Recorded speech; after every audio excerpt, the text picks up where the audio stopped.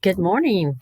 Time for my first book talk of the year, and I wanted to cover some nonfiction books. I know we do a lot of fiction books for our book bingos in our class, but there are some really good nonfiction books you might want to try when you get done with your bingos.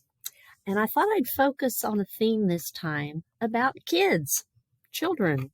What was it like to be a child of the Wild West, settling this country? How about the immigrant kids? And if nothing else, you might enjoy looking at like the black and white pictures of how kids lived back then.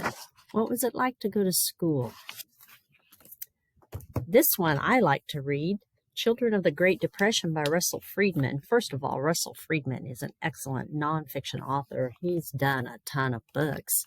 But this one really caught my eye because my dad was born at the beginning of the Depression. And the very first chapter is called The Sight of My Father Crying. And a man remembers when he was a kid how they were so poor. And he came home from school one day and saw that his dad was sitting in the coal bin crying because Dad realized that he didn't have enough money to buy coal to get the family through the winter and staying warm.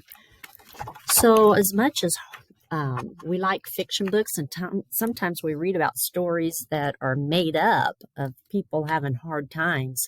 Nonfiction, is true facts. And some people had some really tough times in the early days of our country. But on an uplifting note, we have some good stories too that are fun to read. Real kids, real stories, real character, choices that matter around the world, and 12 children who changed the world. There's Malala. If you haven't read about her, they're really short chapters. Ruby Bridges was one little African-American child that was the first to go to an all-white school in her city. And these actually are just like a page long, these chapters. Samantha Smith writes to promote peace. Kids just like you.